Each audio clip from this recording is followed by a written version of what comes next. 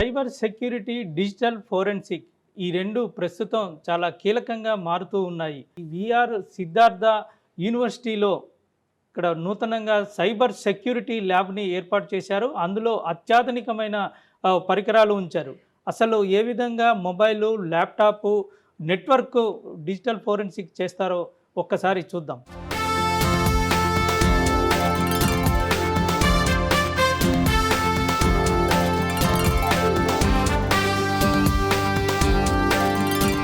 Cyber security ల్యాబ్లో మొత్తం ఎన్ని విభాగాలు ఉంటాయి, అసలు ఈ సైబర్ సెక్యూరిటీ ల్యాబ్ ఏ విధంగా పనిచేస్తుంది అని తెలిపేందుకు మనతోటి ప్రొఫెసర్ మొహమ్మద్ ఇస్మాయిల్ ఉన్నారు. వారిని అడిగి తెలుసుకుందాం. చెప్పండి సార్, ఈ ల్యాబ్లో అసలు ఎన్ని విభాగాలు ఉంటాయి, ఏ ఏ విధంగా పనులు జరుగుతూ ఉంటాయి? ఈ cyber security centre K V R Rao centre for cyber సెక్యూరిటీలో 3 విభాగాలు ఉంటాయండి. First mobile forensics. ఇక్కడ ఎంసాబ్ అనే ఒక సాఫ్ట్వేర్ నుంచి మొబైల్ రికవరీ, డేటా రికవరీ, మొబైల్లో డ్యామేజ్ ఉంటే సో అవన్నీ ఎలా రికవర్ చేయాలి, how to recover it and అవన్నీ చేస్తున్నాం. అది ఫస్ట్ డివిజన్ మనది. సెకండ్ డివిజన్ బట్టి డిజిటల్ ఫోరెన్సిక్స్. డిజిటల్ ఫోరెన్సిక్స్ అంటే ఒక ల్యాప్టాప్లో కానీ హార్డ్వేర్ డివైస్లో కానీ how it can be data can be recovered and how it can be analysed. ఇప్పుడు అనాలిసిస్ చేయాలంటే హౌ ఇట్ క్యాన్ కోరిలేట్. ఏదైనా ఇన్వెస్టిగేషన్ చేయాలంటే మనకు పోలీసులో కానీ ఏదైనా లా ఏజెన్సీ కానీ they require correlation, incidents correlation. So అవన్నీ ఒక విభాగం digital forensics or computer forensics. తర్వాత థర్డ్ విభాగం డివిజన్ ఏమంటే మనకు నెట్వర్క్ ఫోరెన్సిక్స్. సో ఇప్పుడు లైవ్ సెక్యూరిటీ ఉంది. సో నెట్వర్క్లో ఎలా సెక్యూరిటీని ప్రొవైడ్ చేస్తాం, what are the vulnerabilities, so అది how can we rectify, how can we give a security for that. So that is been done in our network forensics. దాని ద్వారా SOC operations అంటాం. SOC operations అంటే security operations. So ఈ operations వల్ల how live security can be given to a small business center or a small entrepreneurship or a particular small what you call a software company. So అవన్నీ మేము చేస్తున్నాం. So బేసికలీగా ఇవన్నీ combine చేస్తే mobile, digital forensics, computer forensics and SOC operations, ఈ 4 divisions కలిపి ఈ మన centre for digital forensics and cyber security.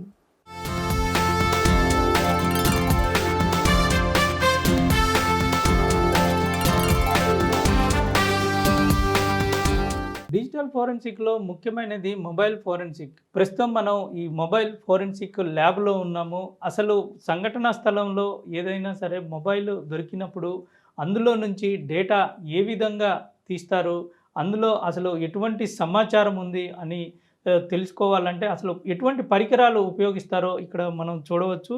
ఇవన్నీ మొబైల్లో ఉన్నటువంటి డేటాను తీసుకోవటానికి వినియోగిస్తారు. అసలు ఏ విధంగా పనిచేస్తుంది తెలిపేందుకు మనతోటి డాక్టర్ చంద్రకళ ఉన్నారు. వారిని అడిగి తెలుసుకుందాం. చెప్పండి మేడం, ఇప్పుడు ఈ ఒక మొబైల్ సంఘటనా స్థలంలో దొరికినప్పుడు దానికి సంబంధించి సమాచారం ఎలాగా తీసుకుంటారు, ఎటువంటి పరికరాలని మీరు వినియోగిస్తున్నారు? సార్, ఫస్ట్ మనకి క్రైమ్ ఇన్వెస్టిగేషన్లో అంటే క్రైమ్ సీన్ జరిగినప్పుడు ఒక మొబైల్ ఒక ఎవిడెన్స్లో మనకు దొరికినప్పుడు మా డిపార్ట్మెంట్కి తీసుకొస్తారు. అది వచ్చిన వెంటనే మేము ఏం చేస్తామంటే ఆ పర్టికులర్ మొబైల్ని తీసుకొని వీళ్ళు ఫస్ట్ ఐసోలేట్ చేయాలి. ఏ సిగ్నల్స్ రాకుండా ఐసోలేట్ చేయాల్సి వస్తుంది. దానికి మేము ఈ డివైస్ని, ఈ పౌచ్ని వాడతాం అనమాట. ఈ పౌచ్లో మనం ఆ డివైస్ పెట్టిన వెంటనే if insert that device into this pouch, ఆటోమేటిక్గా సిగ్నల్ అనేది లాస్ట్ అయిపోతుంది. Like wise we can isolate that particular device first step ఇది. వన్స్ ఐసోలేట్ చేసిన తర్వాత మనము ఆ డివైస్కి సంబంధించి మనం ఆ డివైస్ నుంచి డేటాను ఎక్స్ట్రాక్ట్ చేయాలి అని అనుకున్నాం. ఎలాంటి డేటా అనేది మనం ఎక్స్ట్రాక్ట్ చేయవచ్చు.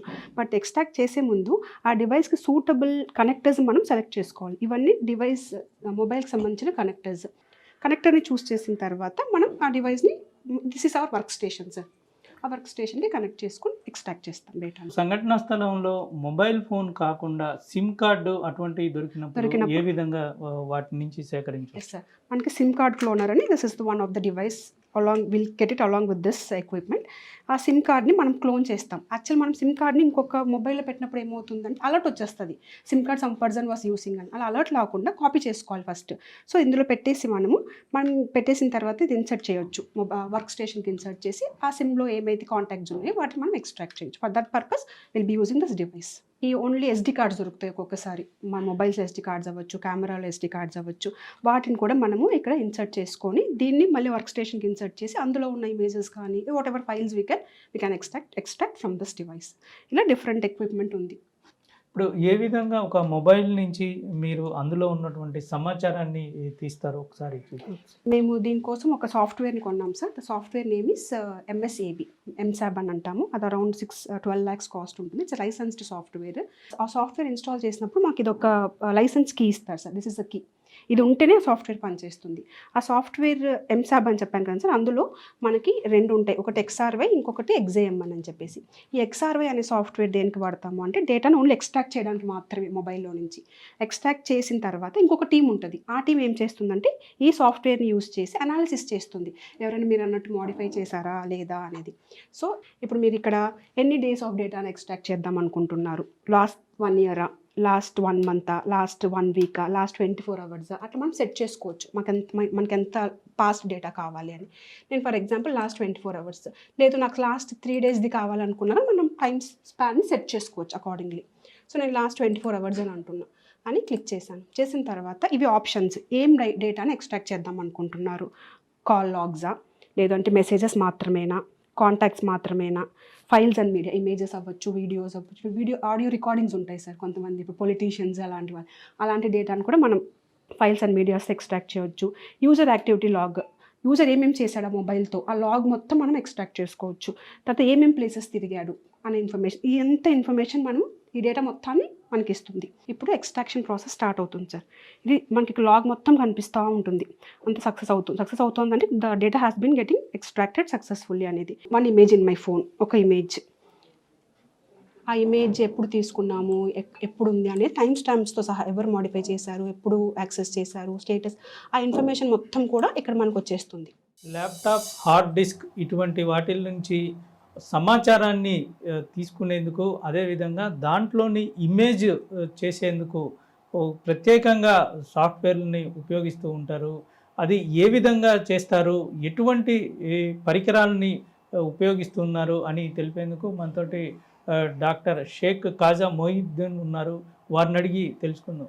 చెప్పండి సార్, అసలు ఈ పరికరాన్ని దేనికోసం ఉపయోగిస్తారు, ఇది ఎలా పనిచేస్తుంది? ఈ డిజిటల్ క్రైమ్స్ జరిగినప్పుడు ఏమవుతుందంటే మనకి డిజిటల్ ఎవిడెన్స్ అనేది చాలా ఇంపార్టెంట్.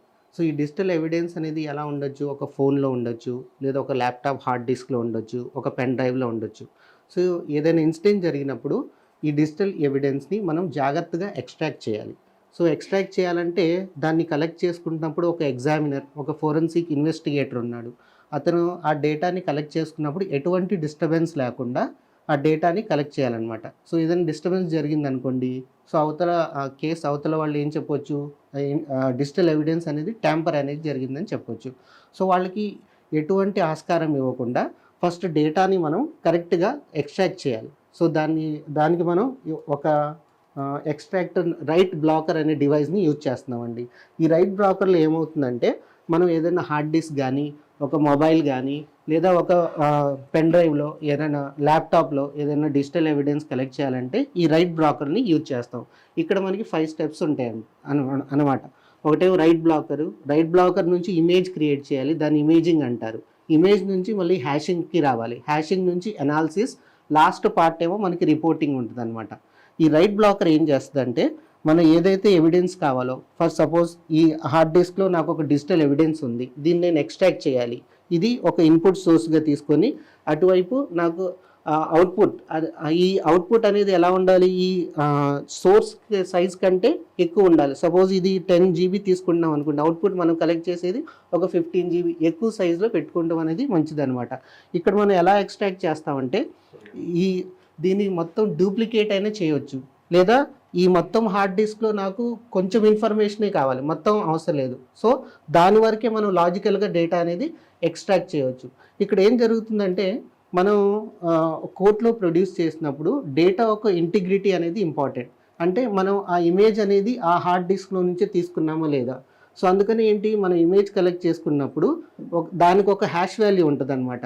అంటే డివైస్ ఒక హ్యాష్ వాల్యూ ప్లస్ ఇమేజ్ ఒక హ్యాష్ వాల్యూ.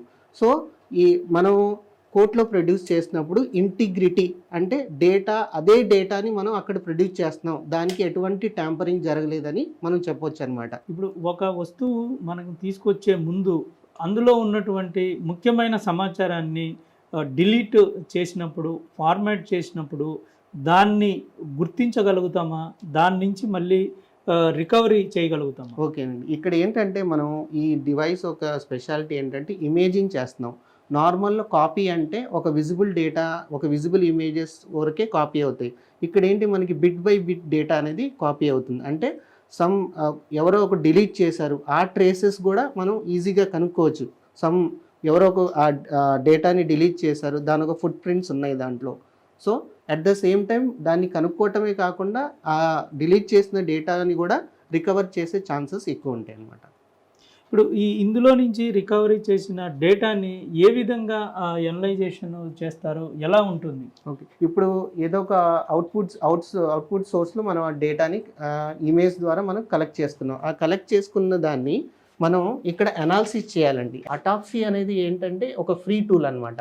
సో, మనం డిలీట్ చేసిన డేటాని ఎక్స్ట్రాక్ట్ చేసుకోవటానికి, దాన్ని అనాలిసిస్ చేసుకోవటానికి ఇప్పుడు ఏంటంటే ఏ టైంలో డిలీట్ చేశారు, ఎంత డేటా డిలీట్ చేశారు, అట్ ద సేమ్ టైం ఎంత డేటా మనం రికవర్ చేయవచ్చు. సో, అంతా మనం ఒక రిపోర్ట్ లాగా తయారు చేయవచ్చు అనమాట. మనకి అటాప్సీ కాకుండా ఎఫ్టీకే కూడా ఉంది. మన ఎఫ్టీకే ఏంటి లైసెన్స్ వర్షన్. సో, మనకి ఫ్రీ టూల్స్ కాకుండా లైసెన్స్ వర్షన్‌లో మనకి చాలా ఎక్స్‌ప్లోర్ చేయటానికి అట్ ద సేమ్ టైం మనకి ఒక రిపోర్ట్ జనరేట్ చేసే ఫార్మాట్‌లో అంటే కోర్ట్‌కి రిపోర్ట్ మనం ఒక ఫార్మాట్‌లో ప్రిపేర్ చేస్తాం. దానికి ఒక కేస్ స్టడీ, ఒక కేస్ నంబరు, తర్వాత దాన్ని ఎవరు హ్యాండిల్ చేస్తున్నారు మొత్తం ఒక డీటెయిల్ ఫార్మాట్‌లో ఇక్కడే విత్ వన్ క్లిక్ ఆ ఎంటైర్ ఇన్ఫర్మేషన్ అనేది మనం ఈజీగా జనరేట్ చేయొచ్చు అన్నమాట. సైబర్ సెక్యూరిటీ విభాగంలో కీలకమైంది ఎస్ఓసి సెక్యూరిటీ ఆపరేషన్ సెంటర్ ఏర్పాటు చేస్తారు. అందులో నుంచి ఎక్కడ నుంచి ఎవరెవరు అటాక్ చేస్తూ ఉన్నారు, అటాక్కి గురి కాబడే దేశాలు ఏంటి అనేది కూడా ప్రత్యేకంగా ఇక్కడ నుంచి మానిటరింగ్ చేసుకోవచ్చు. దీనికి సంబంధించి అసలు ఈ ఎస్ఓసి ఏ విధంగా జరుగుతుంది, దీని ఆపరేషన్స్ ఎట్లా ఉంటాయి, దీనివల్ల ఉండే ఉపయోగాలు ఎలా ఉంటాయి అని తెలిపేందుకు మనతోటి ప్రొఫెసర్ రాజేశ్వరరావు గారు ఉన్నారు. వారిని అడిగి పూర్తి వివరాలు తెలుసుకుందాం. చెప్పండి సార్, అసలు ఈ ఎస్ఓసి అంటే ఏంటి, ఏ విధంగా ఈ ఆపరేషన్స్ చేస్తూ ఉంటారు? దీన్ని సెక్యూరిటీ ఆపరేషన్ సెంటర్ అంటారండి. ఇందులో మనం గ్లోబల్ వైజ్ ఏ దేశం మీద అటాక్ చేయబడుతున్నాయి, ఏ దేశాలు అటాక్ అవ్వబడుతున్నాయి కూడా మనం దీనిలో జాగ్రత్తగా చూసుకోవచ్చు. మీరు కావలిస్తే ఇక్కడ చూడండి, టాప్ అటాకర్స్ యునైటెడ్ స్టేట్లో 79% ఉందండి, బ్రెజిల్లో 14% ఉంది, అలాగే యునైటెడ్ కింగ్డమ్లో 3%, చైనాలో 2%, బల్గేరియాలో 2% ఉంది. టాప్ అటాక్డ్ కంట్రీస్ మీరు చూస్తే యునైటెడ్ స్టేట్లో 32% ఉంది, ఇండియా వచ్చేసరికి 18%లో ఉందండి. ఈ విధంగా మొత్తం దేశంలో ప్రపంచంలో ఉన్న అటాక్స్ మనం ఈ సెంటర్ ద్వారా తెలుసుకోవచ్చు. అంతేకాకుండా ఈ సెంటర్ ద్వారా మేము 24/7 monitoring, threat monitoring, threat detection కానీ లేదా సెక్యూరిటీ మేనేజ్మెంటు, అలర్ట్ మేనేజ్మెంట్ ఇలాంటి కొన్ని ఆపరేషన్స్ చేసి మనం ఈ సెంటర్ ద్వారా మనం ప్రొవైడ్ చేయొచ్చు. ఇది ఎస్పెషల్లీ స్మాల్ స్కేల్ ఇండస్ట్రీ వాళ్ళు కానీ మీడియం స్కేల్ ఇండస్ట్రీ ఉన్న వాళ్ళకి వాళ్ళ సర్వర్స్ మీద ఎటువంటి అటాక్లు జరుగుతున్నాయి, ఆ అటాక్ మానిటరింగ్ చేసి ఆ థ్రెట్ డిటెక్షన్ చేసి ఏ టైంలో అటాక్ జరుగుతుంది, ఎటువంటి అటాకులు జరుగుతున్నాయి సర్వర్ మీద, ఎటువంటి డేటాని చోర్ చేయడానికి అటాకర్స్ ప్రయత్నిస్తున్నారు, ఇలాంటి డేటాని రిపోర్ట్ని జనరేట్ చేసి వాళ్ళకి ఇవ్వడం కూడా జరుగుతుందండి. ఈ సైబర్ సెక్యూరిటీ ల్యాబ్ ముఖ్య ఉద్దేశం ఏంటి, అసలు ఏ విధంగా దీన్ని ముందుకు తీసుకువెళ్ళాలనుకుంటున్నారు? మన రాష్ట్రంలో ఇది ప్రత్యేకమైన ల్యాబ్ అని చెప్పొచ్చు. ఎందుకంటే దీనిలో ఉన్న సాఫ్ట్వేర్ కానీ హార్డ్వేర్ కానీ చాలా కాస్ట్లీ హార్డ్వేర్, సాఫ్ట్వేర్ మేము కొన్నాం. సాఫ్ట్వేర్ కొనేసరికి స్వీడన్ నుంచి తీసుకున్నాం. దీన్ని ఈ సెంటర్లో ఆల్ కైండ్ ఆఫ్ ఫారెన్సిక్స్ చేస్తాం. ఈ సెక్యూరిటీ ఫారెన్సిక్స్ బోత్ కూడా మేము ఈ ల్యాబ్ ద్వారా చేసి వాళ్ళకి సొల్యూషన్ ఇవ్వడం జరుగుతుందండి.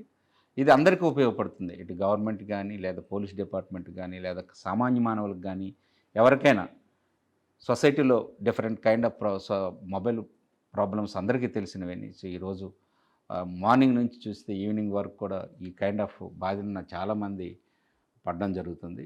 ఇటువంటి వాళ్ళు ఎవరైనా ప్రాబ్లమ్స్తో మా దగ్గరికి వస్తే వాళ్ళకి డెఫినెట్గా ఆ సొల్యూషన్ చేసి ఇవ్వడం, వాళ్ళకి కైండ్ ఆఫ్ అవేర్నెస్ కూడా క్రియేషన్ చేయడం జరుగుతుందండి. సాధారణంగా ఇప్పుడు ఏఐ మీద అందరూ దృష్టి చూపుతూ ఉన్నారు. ఏఐ, అదేవిధంగా మిషన్ లెర్నింగ్, దీంతోపాటు వివిధ విభాగాల సంబంధించిన ఇంజనీరింగ్ విద్యార్థులు ఉంటారు. ఈ సైబర్ సెక్యూరిటీ ఆవశ్యకత వాళ్ళకి ఎంత ఉంది, ఇది నేర్చుకోవటం వల్ల వాళ్ళ ఫ్యూచర్ ఎలా ఉండబోతుంది? యా, ఇప్పుడు కొత్తగా ఏంటంటే అండి, AI no doubt at all predominant role play చేస్తుంది ఇండస్ట్రీలో. Apart from that, without cyber security there is no AI. Security అనేది ఇంపార్టెంట్, దేనికైనా డేటా సెక్యూరిటీ లేదా ఇన్ఫర్మేషన్ సెక్యూరిటీ ప్రొవైడ్ చేయడం చాలా ఇంపార్టెంట్. మనం ఏఐ ఉన్నా సెక్యూరిటీ చాలా ఇంపార్టెంట్.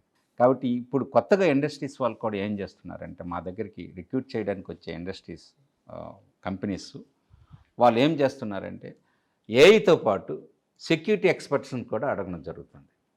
సో కాబట్టి ఏఐ అండ్ సైబర్ సెక్యూరిటీ కాంబినేషన్లో ఎవరైనా స్టూడెంట్స్ నేర్చుకోగలిగితే డెఫినెట్లీ వాళ్ళకి మంచి జాబ్ ఆపర్చునిటీస్ ఉంటాయండి. ఇప్పుడు ప్రొడామినెంట్గా మీరు ఏ కంపెనీ చూడండి, సెక్యూరిటీ లేని కంపెనీస్ లేవు. అందరికి కూడా సెక్యూరిటీ వాళ్ళు కావాలి.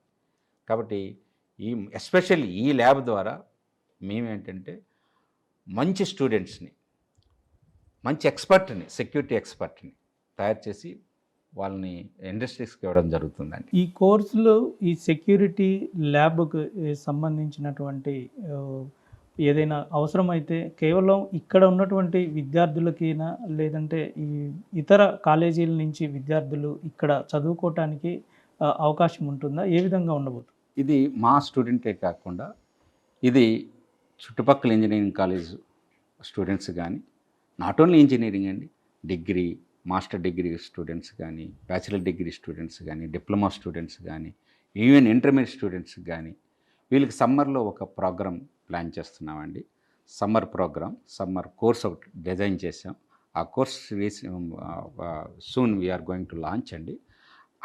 అదే కాకుండా బీటెక్ ఇన్ అరౌండ్ స్టూడెంట్స్కి, ఎందుకంటే ఇంత మంచి ల్యాబ్ ఫెసిలిటీస్, చాలా ఎక్స్పెన్సివ్ ల్యాబ్, ఈ ఫెసిలిటీస్ వాడి మిగతా ఇంజనీరింగ్ కాలేజ్ వాళ్ళకి ఏమైనా ఇంటర్న్షిప్స్ కానీ, వాళ్ళకి ప్రాజెక్ట్ చేసుకోవడానికి ఎటువంటి అవకాశం ఉన్నా వాళ్ళకు కూడా మేము ఈ ల్యాబ్ ద్వారా ఇవ్వడానికి ప్లాన్ చేస్తున్నామండి. కొన్ని సర్టిఫికేషన్ కోర్స్ కూడా చేసుకోవడానికి అవకాశం ఉండే విధంగా ఈ నెక్స్ట్ సమ్మర్ నుంచే మేము ప్లాన్ చేస్తున్నామండి. అత్యాధునిక పరికరాలు, సాఫ్ట్వేర్లతో ఏర్పాటు చేసిన ఈ cyber security digital forensic lab కేవలం విద్యార్థులకే కాకుండా ఇక్కడ బాధితులకు, అదేవిధంగా విలువైన సమాచారాన్ని సేకరించేందుకు కూడా ఇది ఉపయోగపడుతుందని చెప్తూ ఉన్నారు. భవిష్యత్తులో ఇక్కడ పూర్తి స్థాయిలో సైబర్ సెక్యూరిటీ కోర్సులు ఏర్పాటు చేసి కంపెనీలకు అనుగుణంగా ఉండేవారిని తీర్చిదిద్దుతామని చెప్తూ ఉన్నారు. ఇటువంటి సైబర్ సెక్యూరిటీ ల్యాబ్లు అందరికీ ఉపయోగపడనున్నాయి.